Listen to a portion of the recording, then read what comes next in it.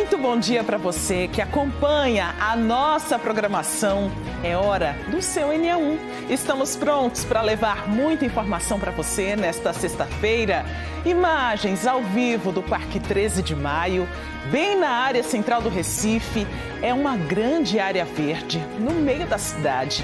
Ao longo da manhã choveu, o tempo segue um pouco nublado e, de acordo com a APAC, a Agência Pernambucana de Águas e Clima, ainda tem previsão de chuva para hoje. E um dos assuntos desta edição é a abertura das agências dos Correios em todo o país para que aposentados e pensionistas possam contestar e acompanhar a análise de descontos indevidos de seus benefícios. Você vai ver como isso pode ser feito de forma presencial. Você vai ver também uma reportagem sobre os 10 anos do surgimento dos primeiros casos de microcefalia decorrentes da infecção pelo vírus da Zika. Vamos falar sobre as dificuldades no acesso aos tratamentos e reforçar a importância das terapias para ajudar no desenvolvimento dessas crianças. E quem anda de metrô reclama das condições dos trens e das estações. Eu mesmo já desmaiei aqui dentro do metrô, super lotado, eu imprensado aqui, com o ar desligado, não sei, o quebrado, eu já passei mal. Não é fácil, né? Vai pegar a estrada para Gravatá, Bezerros, Caruaru, para curtir as festas juninas? O NE1 vai mostrar como está o caminho pela BR-232. A nossa Globomoto já está na estrada. E tem muito mais para você ficar bem informado. Fica com a gente até 1h. Agora são 11h48. Aposentados e pensionistas do INSS poderão, a partir de hoje, procurar as agências dos Correios para consultar, contestar e acompanhar a análise de descontos indevidos de seus benefícios. Esse serviço começou em todo o Brasil. Aqui em Pernambuco são 146 agências que estão fazendo esse atendimento. Quem está aqui para nos ajudar com essas informações é Bruno Fontes. A agência já está bem movimentada, né, Bruno? Bom dia para você. Oi, Maricela, bom dia para você, bom dia para todo mundo. Ela está lotada. Eu cheguei aqui por volta das 9h30 da manhã. E esse movimento ele não diminui, são muitos aposentados e pensionistas. Impressionante isso que foi feito, né? Essa fraude que aconteceu bilionária no INSS. E aí milhões de pernambucanos também estão prejudicados. E isso assim a gente conversa com essas pessoas que estão aqui.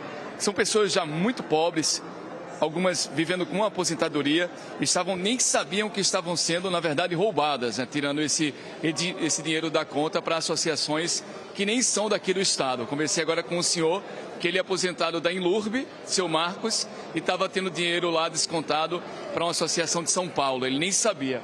Mas deixa eu conversar com essas senhoras, elas estão também aqui há bastante tempo. Um bom dia, como é o nome da senhora? Nádia. Está vindo de que bairro, dona? Casa Amarela. Já sabe ou vai consultar se tem esse desconto? Tá. Desconto tem, que eu tenho certeza que eu olho no meu extrato. É aposentada há quanto tempo? Que ano? Vai fazer 8 aí em São João agora. E tem uns descontos assim, bem malucos, né? E assim, sabe o valor que eles estavam tirando por mês? 40, 50? E aí agora? Vou saber aí. Para a senhora, o que é que significa isso?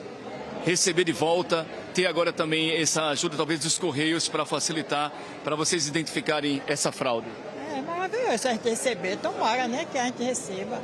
Estava dizendo aí que esse mês vai sair, já a parcela de abril, espero que saia, né? Quanto antes, melhor. Eu tentei no celular, não consegui, aí vim aqui para os Correios. Aquele número 135, né? 135, Aí não consegui, aí saiu na televisão pra gente vir aos Correios, aí eu tô aqui. Obrigado. Tá esperando há quanto tempo? Eu cheguei às 10h40 eu cheguei. Aí eu tô esperando, tá lotado, né? Mas vou sair daqui quando pegar o protocolo. Muito obrigado. Ela explicou bem direitinho, tá? Elas vão pegar um protocolo, é o protocolo de requerimento, e a partir disso também é lançado. Existe já, então, essa comunicação com o INSS.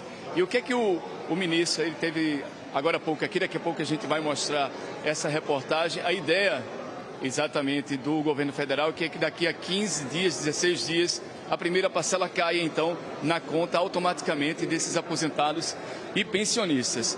Vocês estão vendo, são mais de 8 guichês. o tempo todo assim, as pessoas trazem os documentos, algumas trazem inclusive o comprovante, né, que eles recebem esse salário todo mês, e eles já mostram alguns descontos.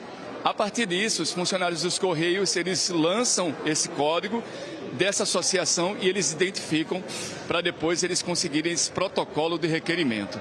Maricela, daqui a pouco eu volto conversando com outras pessoas e também com essa reportagem que o governo federal explica o que vai acontecer agora. Maricela. Daqui a pouco você mostra um pouco mais desse atendimento aí nas agências dos Correios. Obrigada pelas primeiras informações, Bruno. E Natália Dielu está na Assembleia Legislativa de Pernambuco para acompanhar uma reunião que está sendo realizada sobre as famílias que tiveram filhos com microcefalia. São 10 anos, né, Natália, de muita luta por direitos. Bom dia para você também. Bom dia, Maristela. Bom dia a todos. 10 anos de muita luta, viu? A gente fala ao vivo da Assembleia Legislativa. Estamos no corredor aqui porque lá dentro o auditório está cheio, né, de famílias, de mães que são normalmente as principais cuidadoras, né, das crianças. E essa homenagem, que a gente inclusive vai resgatar algumas imagens para vocês, teve bastante emoção, né, dessas famílias, de pessoas que apoiam também a luta dessas mães ao longo desses 10 anos, né. Em 2015, as autoridades de saúde de Pernambuco perceberam um aumento incomum nos casos de microcefalia. Pouco tempo depois, com investigação, com estudo, percebeu-se que havia uma ligação com o vírus da Zika, né, e aí nasceu esse termo, essa condição da síndrome congênita do Zika vírus. Então, são 10 anos de muita luta, porque essa epidemia em que o epicentro foi aqui em Pernambuco, ela escancarou as falhas na saúde pública, as falhas na garantia de direito para essas crianças, né, com deficiência. E, nesse sentido, a Associação União Mães de Anjos, que surgiu, né, há 10 anos, foi muito importante para auxiliar essas famílias, para unir, né, essas mulheres, unir essas histórias e partir em busca desses direitos. Germana Soares é presidente da Associação União Mães de Anjos, que está aqui com a gente. Muito obrigada, viu, Germana, por falar com a gente. Me fala um pouco como é que é olhar para essa data, né? 10 anos se passaram e vocês tiveram uma caminhada muito difícil, né? Que continua sendo difícil. Exato. Boa tarde. Se passaram 10 anos e foi 10 anos muito difíceis, sabe? Cheio de dúvidas, era tudo muito singular, ninguém sabia explicar, nos orientar, nos direcionar. E a gente foi aprendendo, vivendo, com as lutas diárias, com os desafios, e foi aprendendo a lutar da melhor forma, quais os direitos que tínhamos, aqueles que não tínhamos, como a gente fazia para construir. Então, focamos na construção de políticas públicas. A gente acredita demais na força das mulheres, principalmente quando elas são mães, quando estão unidas. Então, nós nos titulamos que somos um grupo, um exército, sabe? E nos refugiamos uma nas outras. Então, foi 10 anos de muita dor, muitas perdas, perdemos muitas crianças, mas ainda estamos aqui, mostrando para a sociedade, poder público, que ainda precisamos de suporte, que cobramos coisas hoje que cobrávamos há 10 anos atrás. Então, pouca coisa evoluiu, pouca coisa mudou e, infelizmente, não seguiu o cuidado nem com os nossos e nem com os próximos. Mas a gente acredita, continua buscando e não vai desistir de buscar qualidade de vida e dignidade para os nossos filhos. Muito obrigada, Germana. Parabéns por esse trabalho tão valioso, né, que fortalece tantas mães. A gente vai continuar falando sobre esse assunto. A gente, inclusive, preparou uma reportagem contando a história de uma família e a gente vai voltar nessa edição, Maristela. Muitas coisas que eram solicitadas lá atrás ainda são reivindicações de hoje, né, Natália? É preciso avançar urgentemente nessa pauta que é tão importante para a assistência dessas crianças. Até já, Natália, com outras informações. Bora agora pegar carona com Elvis Lopes. Nossa Globomoto está na rota para quem vai aproveitar o forró no interior do estado durante todo o mês de junho. Elvis está passando aí pela BR-101, bem no começo, passando pelo Curado. Bora de carona, então? Esse é o caminho de quem está seguindo aí para BR-232, de quem saiu da Abdias de Carvalho e agora está indo sentido interior do estado, sentido agreste. Vamos embora com Elvis. Os motoristas estão no sentido de cidades como Vitória de Santo Antão, Pombos, Caruaru, onde tem muita festa de São João. A gente aí observa o trânsito livre para o motorista que está na rodovia. Bora circular agora por outros pontos. Avenida Agamenon Magalhães, no cruzamento aí com a Rua General Joaquim Inácio, no Paissandu. Os carros vão sentido Abdias de Carvalho e na parte de cima da tela, sentido Zona Sul. Na parte inferior, sentido Olinda, a gente já observa uma movimentação que começa a se intensificar. Pertinho do meio-dia, 11h57 agora, a gente mostra tudo isso para você ao vivo. Bora para a Rua da Aurora, no bairro da Boa Vista. No lado direito, os motoristas vão sentido área central do Recife, mas para acessar a Zona Norte. No lado esquerdo, os carros vão para o bairro do Recife, para Olinda. E essa é a movimentação de quem está seguindo aí para os compromissos da hora do almoço. A gente observa também que não chove neste momento, mas o tempo continua nublado, né? A gente tem essa previsão ainda de chuva ao longo do dia. Bora seguir o nosso giro para você que está no trânsito, está saindo do trabalho, vai pegar filho na escola, é sexta-feira, de repente está até se programando para viajar no fim de semana. Olha só como é que está Abdias de Carvalho, nos Torrões. A gente observa essa movimentação de quem está chegando ao Recife, de quem está indo lá para a BR-232, onde Elvis Lopes estava ali seguindo. Agora a BR-101, Abreu e Lima na sua tela, bem no centro comercial. Um ponto bastante movimentado de quem está indo sentido Goiânia, de quem está indo também para Paraíba, movimentação bem intensa de veículos por aí. E depois do intervalo, o assunto é o perrengue de quem utiliza o metrô do Recife para se deslocar.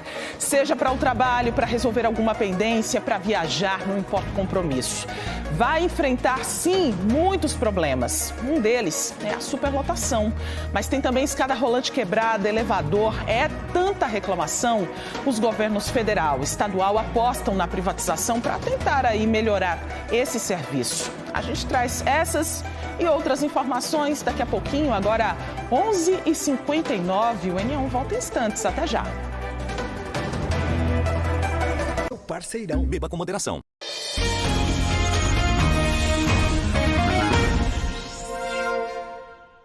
Estamos de volta a 12h02 e o metrô é um transporte essencial para milhares de pessoas na região metropolitana.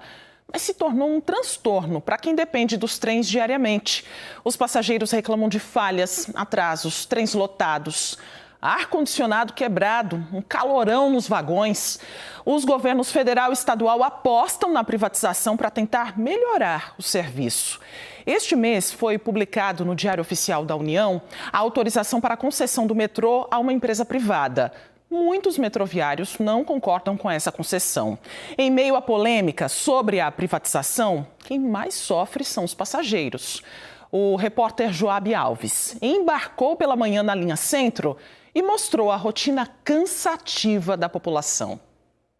Todos os dias, aproximadamente 180 mil pessoas passam por aqui. Passageiros a caminho do trabalho, da escola, da faculdade, de consultas médicas. E eles contam com esse meio de transporte público, essencial para agilizar o corre do dia a dia de tanta gente. Estou no metrô do Grande Recife. O problema é que, por aqui, nem tudo está funcionando como deveria. São duas linhas, Centro e Sul. Essa é a linha Centro, ramal Camaragibe-Recife. E já de cara, olha só isso, as duas escadas rolantes quebradas, a de subir e a de descer. João é pintor, usa o metrô há 20 anos para ir trabalhar. Ele conhece bem quais os desafios de precisar desse transporte. A gente passa de 40 a 45 minutos às vezes para pegar o metrô. A dificuldade muito grande. Todos os dias eu estou chegando atrasado. Saio cedo, mas chega atrasado. Por quê? A demanda do serviço dele está péssimo, cada dia mais. Hoje o metrô ele está sendo o pior transporte de Pernambuco. Infelizmente, é isso aí que está acontecendo. O primeiro trem em direção ao centro do Recife passou na estação antes das 6h30 da manhã, mas estava tão lotado que não conseguia entrar, tive que esperar o próximo. E quanto mais tarde ficava, mais a plataforma enchia. Todo mundo tentando seguir para os compromissos. 25 minutos depois, embarquei. Trem cheio, janelas fechadas e o calor pernambucano. Saímos da estação Camaragibe, estamos com destino ao Recife, mas vocês veem aí o quanto está lotado o metrô. Além disso, no meu rosto, com suor. E olhe que a gente só teve uma parada que foi no Cosme Damião, na estação, mas o pessoal vai improvisando. Algumas pessoas trazem leque. Raramente esse ar-condicionado tá ligado, uma vez perdido aí. Entendeu? O negócio é complicado aqui. Alguém já passou mal? Já. Ontem mesmo, umas 3 pessoas passaram mal. Eu mesmo já desmaiei aqui dentro do metrô, super lotado, eu imprensado aqui, com o ar desligado, não sei, o quebrado, eu já passei mal. Eu tô vendo que a senhora tá até com um paninho aí, por que a senhora utiliza? Calor, meu filho, calor, eu transpiro muito e é assim, enxugando o sol o tempo todo. Até para conseguir um espaço para segurar é disputado. Em meio ao sufoco, a fé vira refúgio para muita gente dentro do metrô. Infelizmente, o único sopro de ar no vagão vem desse vidro quebrado. A certeza que eu tenho é que eu vou encontrar todos os dias a mesma situação. O metrô superlotado, os seguranças lá da estação de Camaragibe não ficam no lugar que tem que ficar. Então as plataformas elas ficam cheias, tanto no lado direito, no lado esquerdo, tudo cheio, o ar-condicionado sem funcionar. Um caos, né? Porque cada dia pior o transporte público aqui de Recife, né? É passagem cara e melhoria zero mesmo. Mais uma estação, gente. Agora a gente está no TGPO, a porta aberta, algumas pessoas já entraram e cada vez vai lotando mais.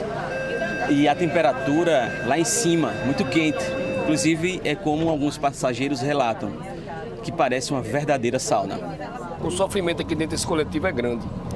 Eles fizeram por tudo para aumentar a passagem da gente. Pegaram o dinheiro da gente para investir no nosso transporte e até agora não fizeram nada. Na hora de a gente largar, pior ainda. Vamos dar 5 horas, 5h30, 6 horas aqui, é um sufoco. Rapaz, eu tô achando cheio, então fica pior do que isso. Fica muito pior do que isso. A realidade é só com o trabalhador, né? Porque os políticos tudo anda de carro, anda no conforto. Queria ver se eles viessem para cá todos os dias, se esse trem melhorava. Descemos do metrô que estava sentido Recife, a gente deu uma paradinha aqui, porque já vimos mais um problema agora na estação, uma escada rolante que está quebrada. Segundo os passageiros, esse problema aqui já tem alguns dias. É na estação Joana Bezerra. Isso aí está quebrado já faz tempo já, faz tempo. Aí não vai consertar, só hora de idade, só a Bahia, mal que para subir isso aí. É complicado para quem precisa, né? Já está na correria. É, na correria, é verdade, dia a dia, pô. Só a idade subir aí, você vai ver como ela vai subir aí, coitada aí para subir isso aí. Quais os problemas que tem aqui? Falta de segurança, aperto dentro dos vagões, atraso, defasado mesmo, decadente e tal dentro do Recife. A Mariana convive com ansiedade e tem fobia de lugares muito cheios. Hoje, ela veio ao terminal acompanhada do pai, que ofereceu apoio e coragem para seguirem juntos até o centro do Recife. Eu falei pro meu pai pra gente vir de ônibus, porque eu sabia que agora, 6h30, 7 horas da manhã, o metrô ia estar muito cheio, muito lotado e eu ia passar mal. E também pelo fato de alguns metrôs também que quebram assim no meio do trilho e tem que descer para ir andando pelos trilhos, é um perigo. Alguém leva um choque, morre, tem algum acidente, alguma coisa do tipo. Eu morro de medo disso acontecer, então eu optei de ir de ônibus. Depois de muito tempo, cheguei ao destino final, a estação central do Recife. E para a grande maioria das pessoas, outros desafios começam agora. Como, por exemplo, encontrar energia para dar conta do dia depois de encarar tantos transtornos. Difícil a vida do trabalhador, né? Difícil. Desse jeito, assim. Já chega como no trabalho? Suada. Cansada. Todo dia esse tormento, a gente já amanhece o dia pensando o que é que vai passar, porque todo dia é uma coisa diferente. Pense numa bronca, é metrô que quebra, é chuva, é pinga-pinga. Olha, é um terror. Pois é, né? Situação difícil demais desse passageiro que depende do transporte público, que chega cansado, exausto ao trabalho. A rotina é dura demais e não era para ser assim. Esse é um serviço que é pago, né? Como nós vimos aí na reportagem, são diversos problemas. Os trens lotados, atrasos, ar-condicionado quebrado, escadas rolantes também que não funcionam. A Companhia Brasileira de Trens Urbanos administra o metrô. Gustavo Ferreira está com o representante da CBTU para responder a todas essas questões que apareceram aí na reportagem, né, Gustavo? Isso sem falar, né, nós vimos aí da semana passada para cá, quando o trem para no meio do caminho, as pessoas ainda vão caminhando ali pelos trilhos, correndo sérios riscos, né? Porque não dá para ficar dentro dos vagões com esse calor, essa sauna, como nós vimos aí na reportagem. É isso, Maristela, esse problema da semana passada foi mais um, né? Durante essa semana a gente mostrou, inclusive, é mais um, né, que a gente mostra com frequência, infelizmente, no metrô do Recife. Aqui ao meu lado, Salvino Gomes, gerente de comunicação da CBTU, está aqui para trazer algumas respostas para o usuário do metrô, né? Para o passageiro, são mais de 180 mil, são cerca de 180 mil passageiros. Salvino, boa tarde, bem-vindo ao NA1. Eu queria começar perguntando para você sobre a estrutura de algumas estações. A nossa equipe mostrou alguns problemas em Joana Bezerra e também na estação de Camaragibe, principalmente relacionados à escada rolante. O que você tem a dizer? O que a CBTU tem a dizer sobre isso? Como é que está a manutenção dos equipamentos, sobre a estrutura dessas estações? Primeiro eu queria esclarecer algumas coisas aqui. É importante que existe muita confusão entre as escadas rolantes que estão dentro do metrô, são aquelas que levam para a plataforma ou para o saguão das estações, com as escadas rolantes dos terminais de ônibus, que não são operados pela CBTU. Dentro das nossas estações, você falou Camaragibe, as chuvas, as águas fluviais acabaram adentrando o fosso dessa escada rolante, o pessoal retirou a água, espera secar os equipamentos, hoje à tarde a equipe vai lá atuar. Quanto a outra que você falou de Cajueiro Seco, que chegou para mim, elas são 3 escadas e estão funcionando normalmente, assim como o elevador. Na estação Joana Bezerra, a escada rolante que foi mostrada aí, a gente funciona ela normalmente, mas infelizmente, por mau uso, alguns passageiros desligam as escadas rolantes na estação Recife, na estação Cajueiro Seco, na estação Joana Bezerra, para facilitar a sua descida, porque existe o deslocamento no horário de pico e as pessoas não querem esperar que esse fluxo aconteça e acabam desligando de maneira propositada a escada rolante, podendo até danificar o equipamento. Você falou que esse desligamento é feito no botão de emergência, né? Aquele que é feito para a escada parar numa situação atípica. E não para você facilitar a sua descida. E isso acontece, infelizmente, rotineiramente. E a gente pede, se alguma pessoa vê alguém fazendo isso, denuncie para a gente, liga para o nosso metrô denúncia 3972-8778 e você não precisa identificar. E a gente, com as câmeras, vai identificar essa figura e vai levar uma delegacia, porque isso pode causar um dano ao patrimônio público. Salvino, vamos agora, saindo das estações, vamos para os trens.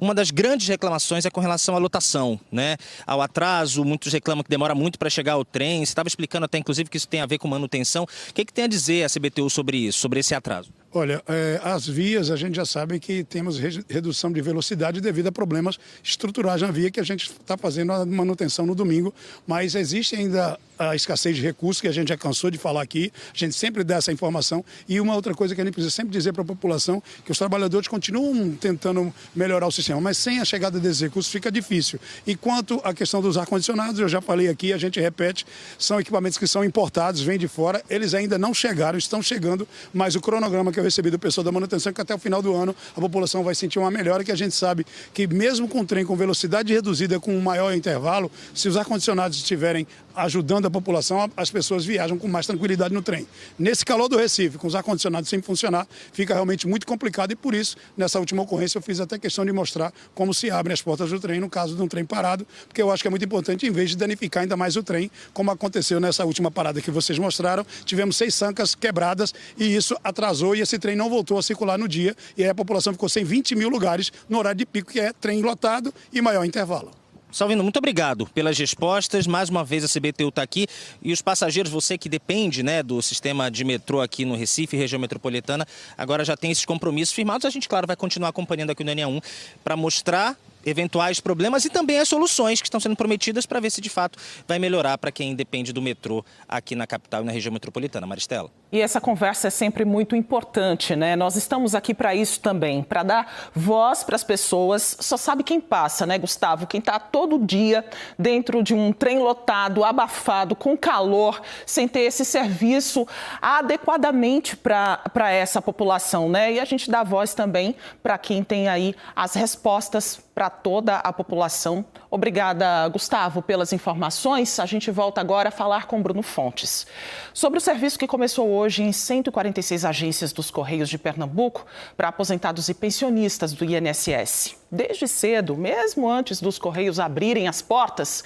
já tinha gente formando fila por aí, né, Bruno? Como é que está o atendimento agora, hein? Em várias agências dos Correios. Olha, eu soube inclusive de um funcionário agora dos Correios que houve um momento, uma instabilidade, né? O sistema estava com muitas pessoas no Brasil todo buscando então essas informações e aí ele estava bem lento.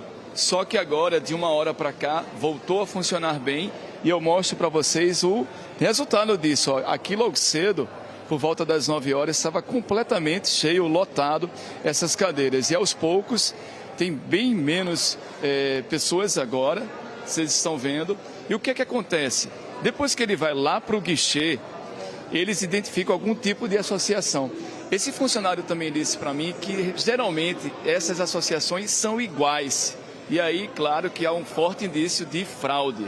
A partir disso, eles vão acompanhar, os Correios vai remeter essa comunicação para essa empresa e essa empresa pode mostrar que realmente é legal e que esse beneficiado, esse aposentado ou pensionista, ele autorizou, ou então, se isso não acontecer, aí sim, depois de 16 dias, começa um outro processo para que eles recebam esse dinheiro. Então, não é tão simples. Essas empresas ainda vão ser consultadas. Existem algumas empresas legais, associações, mas há um forte indício quando eles vêm para cá, porque os funcionários sempre estão vendo as mesmas empresas que estão descontando esses valores. Vamos agora mostrar essa reportagem, porque houve hoje um acontecimento bom aqui, que foi quando esse ministro, o novo ministro do INSS, do Instituto Nacional de Seguro Social, o Vonei Queiroz, esteve aqui e falou como é que vai funcionar essa parceria dos Correios com o INSS. Logo cedo, já havia fila na frente da agência dos Correios, que fica na Avenida Belmínio Correia, em Camaragibe. Dona Eva veio depois de não conseguir ser atendida pelo 135, número de atendimento por telefone do INSS e nem pelo aplicativo. Desde o começo que foi avisado, a gente tentou 135, nada. Pelo meu INSS, a gente dá os dados, CPF, tudinho. Quando a gente vai entrar para responder o questionamento, dá tudo escuro na tela. A mesma coisa aconteceu com Robson. E como passou na televisão que os Correios iam resolver, eu vim hoje, né? Assim como Eva e Robson, mais de 200 aposentados e pensionistas não perderam tempo e lotaram a Agência Central do Recife. São pessoas que foram vítimas de descontos indevidos no benefício. Seu Jorge, aposentado por invalidez, depois de sofrer um AVC, é uma delas. Hoje pela manhã, ele conversou com o novo ministro do INSS, Vonei Queiroz, sobre o problema. Estavam descontando quanto do senhor? R$43 todo mês. Isso há quanto tempo já? Faz 3 anos. 3 anos, se eu saber. Seu Dário tem mais de 80 anos e depende de uma aposentadoria para comprar remédios. Sou diabético, meus médicos moram comigo e eu não tenho remédio para comprar remédio, mas no posto não tem remédio, não tem nada onde eu moro. E o senhor viu também que houve essa fraude no seu salário, na sua aposentadoria? Tudo eu tenho um documento lá em casa, tudo guardado. O senhor sabe de quanto era o valor que eles estavam descontando? 77, 45, 35 e 15 reais. Eu nunca vi, nunca assinei documento nenhum. O ministro garantiu que todos eles vão ser atendidos e vão receber o dinheiro de volta até o fim deste ano. Essa garantia é dada pelo presidente da República. Quando ele me chamou para ser ministro da Previdência Social, como novo ministro da Previdência Social, ele me fez 3 recomendações. Vá em busca dos culpados pelos descontos indevidos, as últimas consequências. Cuide dos nossos aposentados e não deixe ninguém ficar no prejuízo. Então não tem ninguém que fique para trás quando encerrar todo o atendimento presencial pelo telefone e pelo meu INSS, vai ser feita uma busca ativa. O que é isso? Nós vamos mandar o carro do INSS procurar aqueles últimos aposentados e pensionistas que tiveram desconto e não procuraram o sistema do INSS. Nós vamos mandar o Previbarco, que são barcos da Previdência Social, para buscar comunidades ribeirinhas, comunidades isoladas que não têm energia elétrica, que podem não ter tido acesso à informação. Então, nós vamos fazer uma busca ativa para ninguém ficar para trás. Todos os aposentados e pensionistas serão ressarcidos. E assim, quando a gente vê, né, o choro de seu Dário, é uma pessoa que lutou durante toda a vida, tem uma aposentadoria. E agora depende dessa aposentadoria para comprar remédios. E aqui chora porque descobre que isso está acontecendo. É assim, no mínimo, revoltante, né, que isso esteja acontecendo com essas pessoas que ainda têm que comprovar, porque essas empresas podem contestar que realmente eles assinaram. Olha, eu vou falar agora com essa senhora. Desculpe, viu, lhe atrapalhar. Como é seu nome? Severina Ramos dos Santos. Severina Ramos dos Santos. Esse é o papelzinho que a senhora estava esperando? Dona É. E a senhora, então, está tendo... Bom que a gente vai mostrar mesmo isso. A senhora está tendo, então, esse valor descontado? Sindicato Nacional dos Aposentados Pensionistas da Força Sindical. Eu nunca fui beneficiada desses negócios, nunca. Eu vim descobrir um tempo desse que eu estava pagando um sindicato. E é quanto o valor, mais ou menos, que eles tiram da senhora? Acho que ele descontava de 90, 45, 50 e assim vai. O que a senhora tem a dizer sobre isso? O que eu tenho que fazer, se o dinheiro sair mesmo, eu vou fazer é cimentar a minha casa, comprar uma cerâmicazinha para habitar na minha casa, que está no chão ainda, tá o chão grosso. Onde a senhora mora? Eu moro lá em Olinda, Salgadinho. Obrigada, senhora, que dê tudo certo, viu? 375, o número da sua casa, tá certo. Olha, vamos também passar esse serviço que é importante. As pessoas, são 146 agências em todo o estado de Pernambuco. O atendimento não é só aqui na Agência Central do Recife. Para você ver a relação de todas essas agências, procura o portal G1 Pernambuco. E aí você vai conseguir, perto da sua casa, também descobrir se houve essa fraude. Eu volto com você, Maristela. Isso, e a gente segue acompanhando, né, essas pessoas que tentam ter esse dinheiro de volta, que é direito delas, né, Bruno? Natália Dielu volta agora a conversar com a gente sobre os casos de microcefalia em Pernambuco. Os primeiros registros completam 10 anos este mês. É um desafio para muitas famílias. Mas algumas conseguem um apoio importante, né, Natália?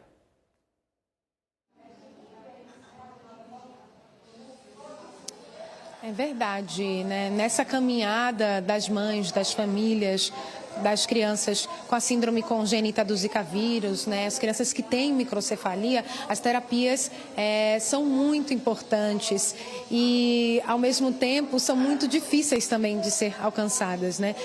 Tanto no SUS, porque muitas mães precisam batalhar para conseguir a regularidade dessas terapias pelo SUS, quanto pelos planos de saúde, né? As mães que conseguem pagar os planos de saúde para os seus filhos, muitas vezes precisam judicializar, precisam correr atrás, né, de decisões judiciais para garantir também essas terapias que são essenciais para o desenvolvimento dessas crianças. Então, 10 anos se passaram e ainda muitas falhas no sistema de saúde, no acesso a direitos básicos como reabilitação, transporte, cirurgias, né? Algumas dessas crianças precisam fazer cirurgias específicas, como a cirurgia do quadril, e aí essas mães estão sempre vigilantes, né? A gente fala ao vivo aqui da Assembleia Legislativa de Pernambuco, onde está acontecendo uma audiência pública, né? Celebrando os 10 anos também de existência da Associação União Mães de Anjos, a UMA, que tem um trabalho muito importante, que promove esse encontro entre as mães, né? Que as fortalece para continuar nessa batalha. E a gente preparou uma reportagem contando um pouquinho da história de Giovana, que vem fazendo as terapias desde os 3, 4 meses de vida e que tem conseguido se desenvolver bastante com a ajuda da família, do amor, do afeto, da dedicação da família dela. Vamos acompanhar a reportagem. Germane e Rodrigo se dividem nos cuidados com Giovana. Pentear o cabelo, vestir a roupa, calçar os sapatos. O dia a dia é cheio de carinho e dedicação. Giovana nasceu com microcefalia e aos 10 anos tem uma história marcada pela superação.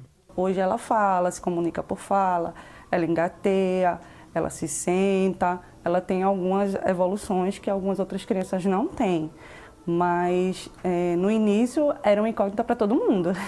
No começo dói, mas a gente vai caliçando, mas graças a Deus ela está bem, o que importa.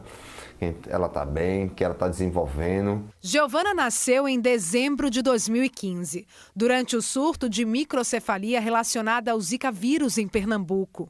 Germane contraiu a Zika aos 6 meses de gestação. Quando ela nasceu com 32 centímetros do perímetro cefálico.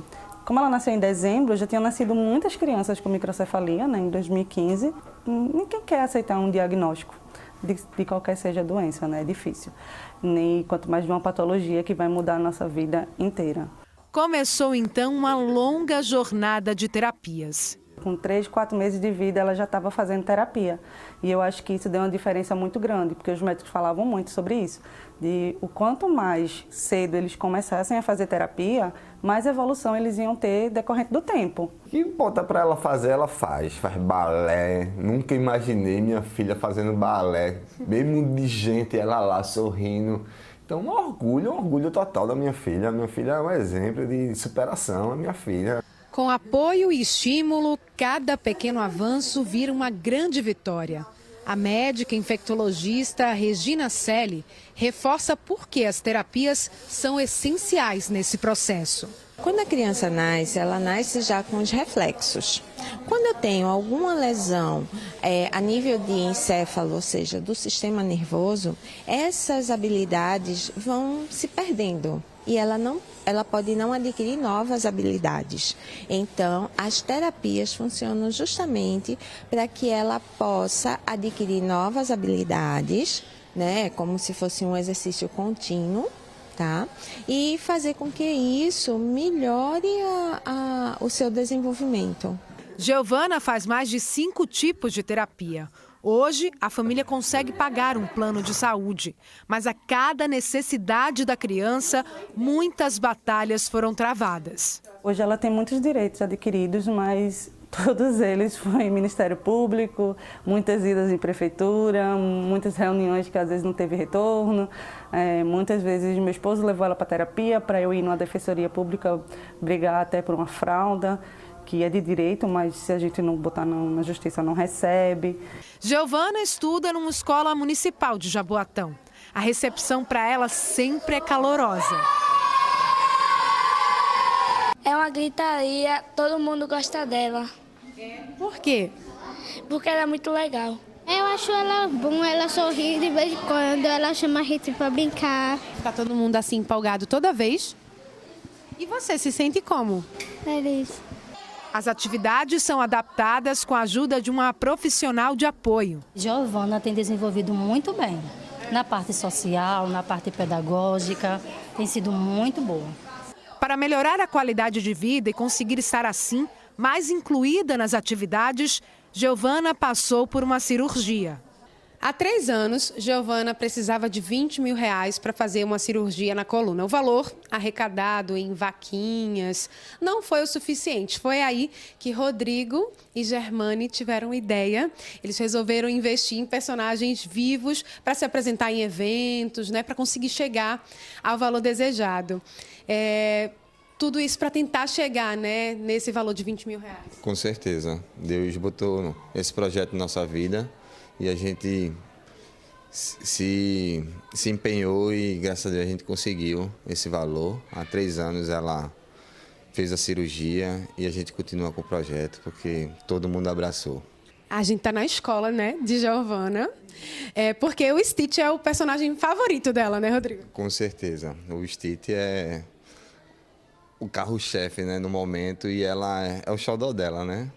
Então... Até o aniversário dela, né, que foi do Stitch. Aí a gente vai fazer uma surpresa para os coleguinhas da sala, né? Será que eles vão gostar? Imagino.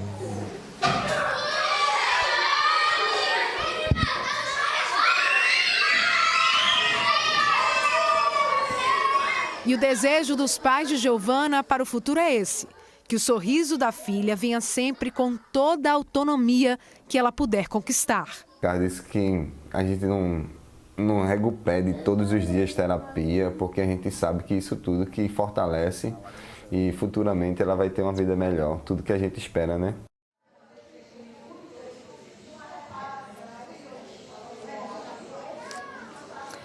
O relato, né, de Rodrigo é, infelizmente, um dos poucos pais, né, que estão ao lado das mulheres nessa caminhada, né, de criação dos filhos que nasceram com a síndrome congênita do Zika vírus. A gente está aqui ao lado de uma pessoa bem especial, que é Crislene, que é mãe de Jaiane.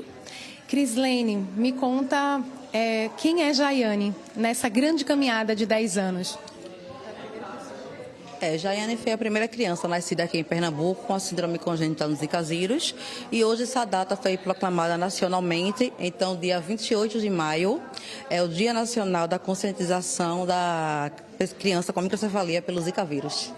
E o que é que você me diz dessa caminhada de 10 anos? Como foi lá atrás para você receber esse diagnóstico? E depois, qual foi a importância também de se unir com outras pessoas, com outras mães? Esses 10 anos não tem sido fácil.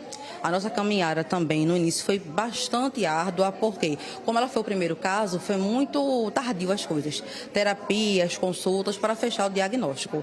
Mas a importância da gente se unir, as outras mães, se unir na união de mãe de onde foi fundamental na nossa caminhada. O que é que você lembra lá atrás dos maiores desafios? Alguns permanecem até hoje? Sim, como a falta de saúde, uma terapia de qualidade, de cadeiras de rodas, tudo que seja acessível à saúde dela. Começou ruim e até agora ainda está difícil. O dia a dia dessas crianças tem um custo alto, né, para as famílias. E aí tudo vocês precisam batalhar muito para conseguir, né? Não, com certeza. A vida de Jaiane, o patamar financeiro é muito caro por fraldas, descartáveis, que nem sempre a gente consegue pelo governo, medicação, transporte para uma terapia, uma consulta. Então, assim, é luta. É eu e o pai batalhando para poder dar uma qualidade de vida boa a ela. O que é que você deseja para os próximos anos? Que venham os próximos anos, né? Hoje comemoramos 10 anos, mas que venha 10, 15, 20, 30. E eu desejo, meu principal desejo é que a gente não caia no esquecimento. Que sempre venham ser lembrados das crianças, até porque a gente foi a calamidade pública, né? Nossos filhos, eles foram os mais afetados por essa calamidade. Então, assim, primeiramente o governo não venha esquecer deles e, como eu sempre falo, eles existem. Parabéns pela luta de vocês, né? É uma batalha muito grande, mas tem muito amor envolvido. A gente vê o carinho, o afeto, a dedicação que vocês têm. E obrigada para você e para a Jaiane. Boa tarde para vocês, Maristela. Foram 10 anos tão difíceis, né, de tanta luta, né, Natália? E a gente deseja que essa caminhada daqui para frente seja mais leve, com assistência, com direitos garantidos. Bora voltar agora para os Correios, de onde Bruno Fontes fala ao vivo com a gente. Ele traz outros detalhes sobre um serviço que começou hoje para aposentados e pensionistas do INSS, que podem ter sido vítimas de descontos indevidos. Bruno, é com você. Maricela, veja, o atendimento começou em 146 agências de todo o estado. Começou por volta das 8 da manhã e vai até às 5 horas da tarde. Não tem, por exemplo, um limite para que isso termine. Isso vai ser feito durante muito tempo. Até foi o que o ministro, o Vônei Queiroz, falou para a gente mais cedo aqui, ministro do INSS, Instituto Nacional de Seguro Social. E ele disse também que se o aposentado ou pensionista que teve esse desconto indevido na aposentadoria, o INSS também vai fazer uma busca ativa para ir atrás, então, dessa pessoa que foi vítima e que ele receba esse dinheiro. Veja só, eu falei ainda há pouco que o movimento estava diminuindo, e está mesmo, tem esse lado, e outras pessoas continuam aqui sendo atendidas. Uma boa tarde para o senhor. O senhor também está verificando, como é seu nome? Carlos. Seu Carlos, o senhor também vem verificar se houve essa fraude na sua aposentadoria? Positivo.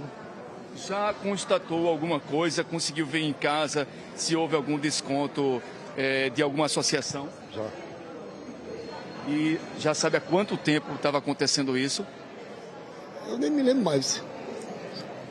Só porque eu fui no canto, aí tinha uma pessoa que me amostrou de empréstimo e disse que eu estava sendo descontado. Agora o senhor vai em busca desse dinheiro, né? Correto. E faz uma falta danada, né? A pessoa que lutou para se aposentar, vê agora que esse dinheiro estava indo para outras pessoas. É melhor não deixar, né? O senhor chegou aqui que horas hoje? Cheguei em pouco tempo. Pouco tempo. Está rápido o atendimento? Está perto de ser atendido? Tá não. Está com que ficha o senhor? 2079. Tem aí 23 pessoas da sua frente. Muito obrigado, viu, que o senhor consiga então resolver esse problema. Olha, aqui a gente vai, claro, nos próximos dias, durante a semana, a gente vai então continuar acompanhando essa situação, porque tem muitos, são milhares então também de pernambucanos que dependem desse dinheiro para ter de volta um dinheiro que foi descontado indevidamente. Maristela. Isso, Bruno, a gente segue acompanhando. Obrigada pelas informações. Vamos seguir agora com a nossa Globomoto pela BR-232. Elvis Lopes está seguindo para o interior do estado. Já temos essa imagem? Olha, é uma transmissão feita pela internet. Elvis Lopes está em movimento, assim como o NA1 está em movimento junto com você, que está seguindo aí para os seus compromissos, da hora do trabalho e que já está se programando para aproveitar aí a viagem para o interior e seguir para a capital do forró, porque o São João por lá já começou. A programação esquenta a partir de amanhã com shows no pátio de eventos. Gessé Acioli tem todas as informações para a gente. Oi, Gessé, bem-vindo, boa tarde. Ivete Sangalo na abertura, meu amigo, conta pra gente.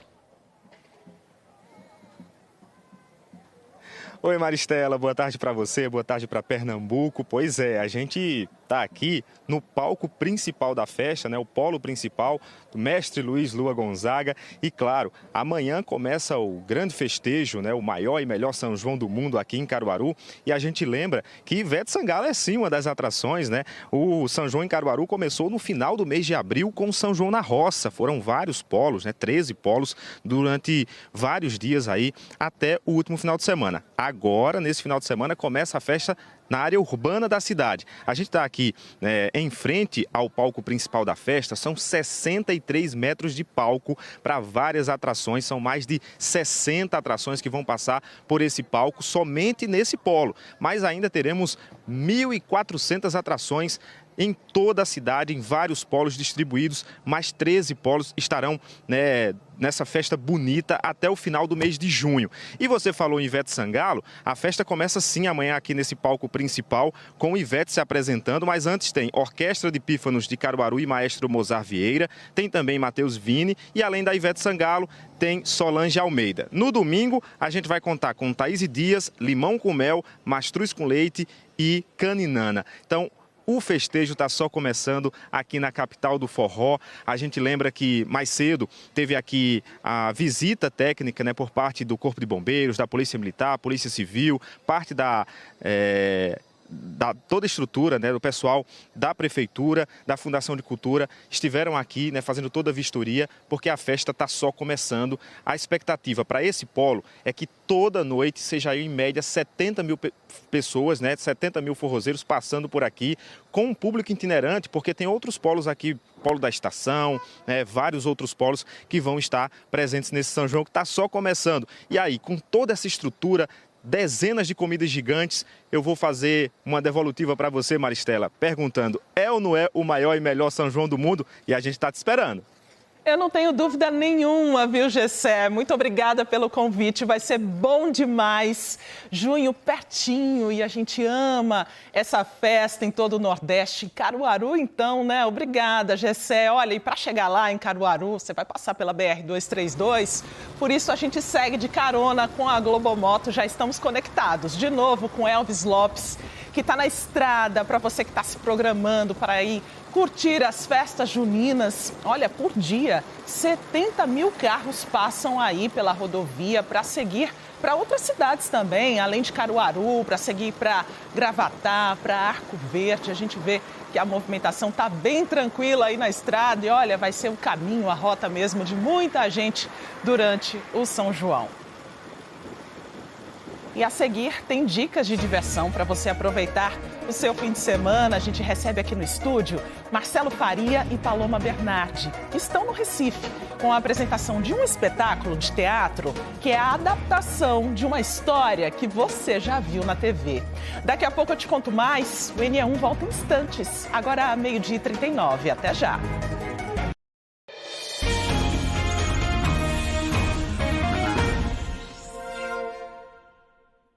Meio-dia e 42, a gente segue trazendo orientações para quem perdeu um ente querido.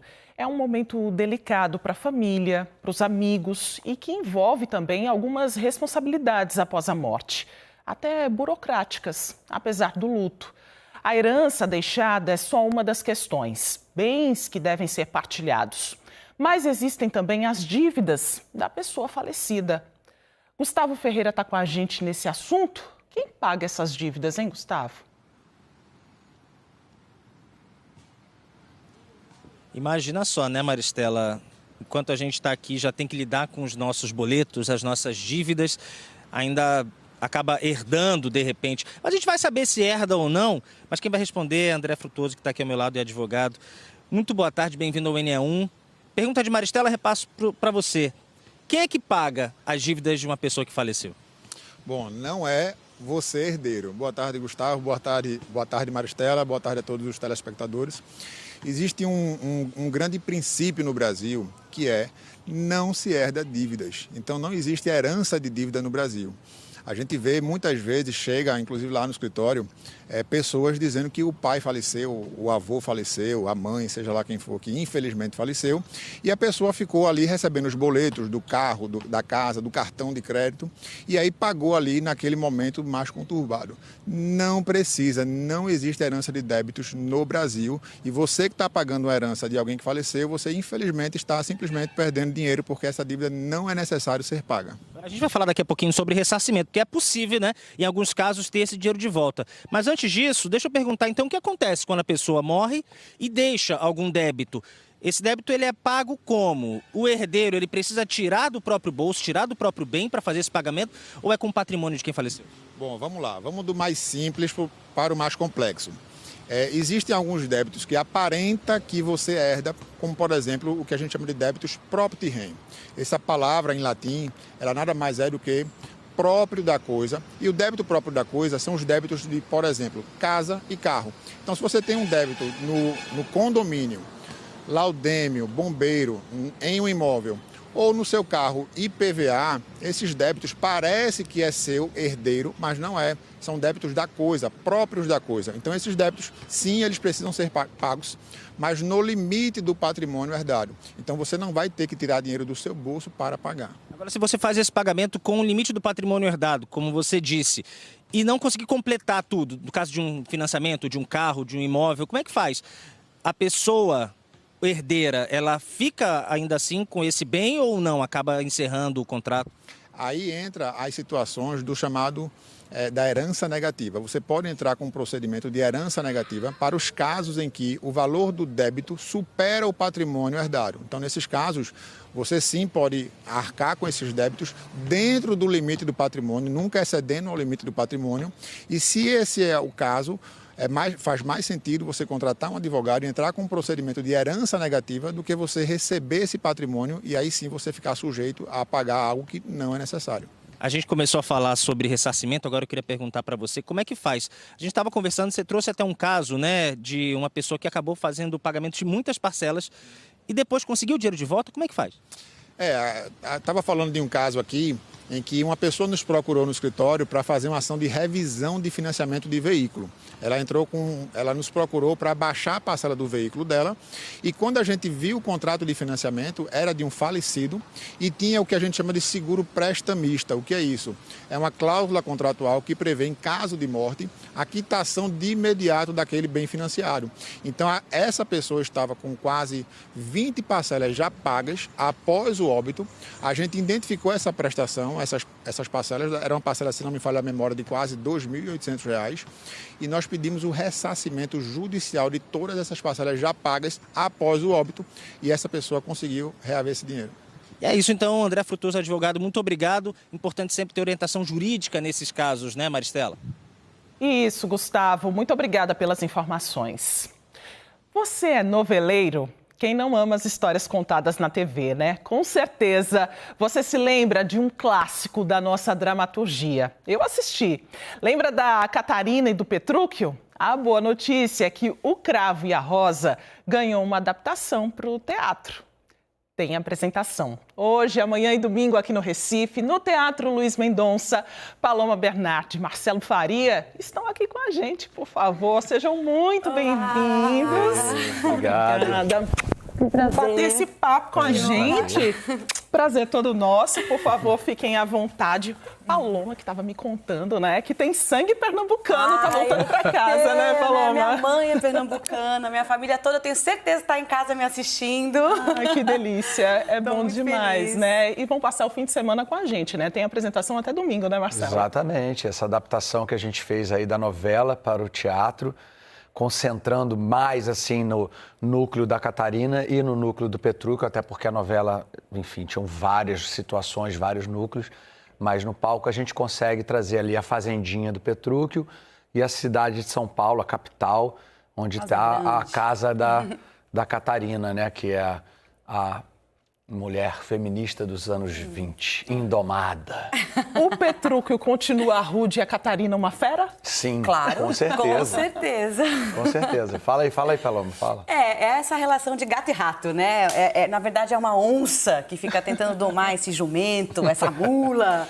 Mas a gente mostra através da peça, né? E acho que todo mundo que assistiu a novela vai se reconectar com esse casal, onde as diferenças, elas se complementam, os opostos se atraem, o quanto eles podem aprender um com o outro. Então, a nossa peça é cheia de humor, trabalhada na comédia, mas que também emociona, é para a família toda, todo mundo vai se divertir.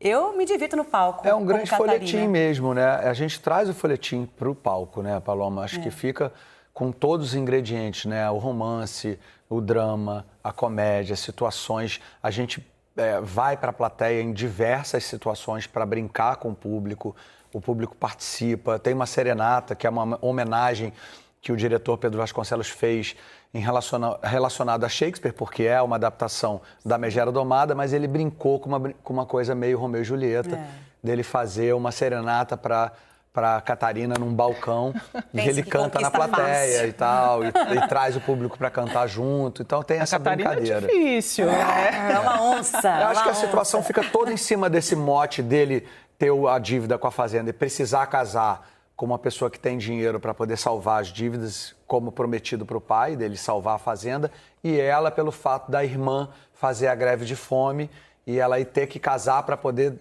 a irmã casar também e parar com a greve de fome e comer. Mas, na verdade, os dois se apaixonam e tem esse romance um pouco conturbado, porque eles são completamente diferentes, né? Mas acabam que eu acho que o amor prevalece. Acho que nessa história tem isso. É um romance tumultuado, mas que as pessoas acabam se identificando, né? Esse texto delicioso que a gente viu na TV. E qual é a diferença, assim, para essa adaptação, para o teatro? Você já falou um pouquinho dessa aproximação com o público, né? Esse contato de ir para a plateia. Essa é a diferença por aí? Eu acho que sim, né? Eu acho que na novela você tem outros núcleos, né? Você tem outros ambientes e outras histórias. Como o Marcelo falou, a história se concentra nesse casal. Mas tem a relação dela com o pai, tem a relação dela com a irmã, com a dona Mimosa, que cuida da família, ele com o Calixto, que é o parceiro de trabalho. Então, essas pequenas relações, elas vêm pontualmente, né, durante a peça e o público vai se identificando com certeza, né? Aí tem os bordões, né, que ele fala, meu favo de mel, que ela odeia, né, mas na verdade ela adora. Quem disse? No fundo, né, tá ali. Gosto não, tem que ir lá assistir para ver se gosta. Tem um pretendente, né, durante o espetáculo, que participa do espetáculo, também tem um segundo pretendente que é uma pessoa da plateia, que é um escolhido pela atriz que faz a irmã da Catarina. Ela escolhe esse pretendente, então tem uma pessoa que participa por livre e espontânea Pressão. Foi uma das novelas mais reprisadas da história da TV. Esses bordões ganharam o mundo, né? Em Portugal, é um grande sucesso. Total. E o que vocês estão observando aí, viajando o Brasil? A gente, inclusive, tem tido pedidos de Portugal pra gente ir pra lá. A gente está tentando, Portugal. eu e o Paloma estamos fazendo a maior força, jogando pro universo para ir para Portugal. Agora, fomos a Belém há 2 semanas atrás, foi lotado, Teatro da Paz, assim, sessão extra. Fortaleza, José de Alencar, a mesma coisa, com sessão extra. E agora estamos chegando a Recife, esperando esse público maravilhoso que, assim, culturalmente, a gente fica até com medo. Fala assim, meu Deus, chegamos em Pernambuco, meu Deus do céu, será que o público vai querer? Eu me arrepio, porque a gente chega aqui, a gente já respira cultura, arte, o frevo, maracatu, bumba meu boi. É uma cultura tão potente, tão latente, eu, né, falo por mim, mas a gente sente isso, assim, no palco, a gente sente esse carinho, né, com a plateia, é uma troca muito maravilhosa. E a gente brinca também, a gente pega algumas gírias locais e joga em algumas situações, claro, para o público se identificar, se divertir. Então a gente brinca com isso também, que eu acho que é interessante, trazer as maneiras que as pessoas falam na cidade e a gente Sem joga dúvida. para a cena. Envolve todo mundo, hoje, amanhã e domingo no Teatro Luiz Mendonça. Aproveita, eles estão aqui no Recife. Eu quero muito agradecer a participação de vocês. Bom espetáculo. Ingressos estão no Baiint ou na bilheteria do teatro, mas a bilheteria só abre 2 horas antes. Então tem que chegar 2 horas antes, se quiser comprar lá na hora. E é hoje e amanhã às 8, domingo às 6. E vai, gente, pelo amor de Deus, vocês vão amar. Vamos ao teatro. Família toda, criançada também. Convite feito, vai ser uma delícia. Obrigada. Obrigado. Um beijo para vocês. Obrigada. Podem continuar aqui, a gente vai seguir. Chegou a hora de conferir as opções de diversão que a gente separou para você curtir no fim de semana. É o nosso Sextou do NA1.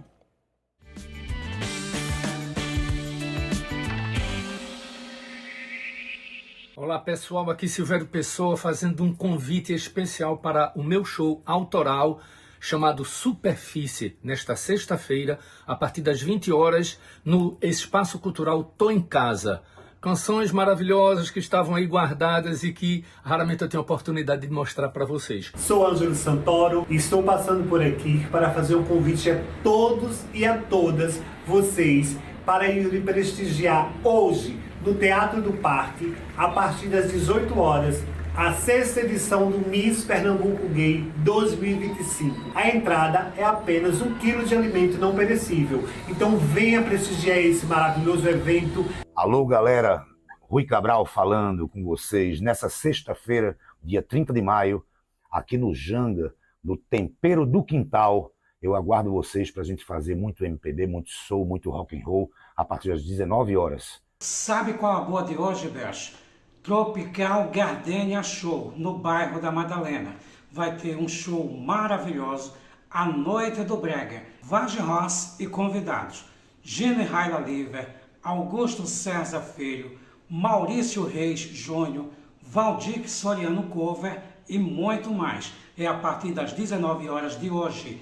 Tropical Gardenia Show, no bairro da Madalena. Eu aqui, Kleber Lapada, o cantor da banda Lapada, quero convidar todos vocês para sexta-feira agora. Tem Banda Lapada no 100% Brasil! Tem Banda Sedutora, tem DJ Júnior, apresentação Marcílio Montier. Olá a todos, eu sou Hugo Funio, diretor e curador da Mostra Toré Virtual.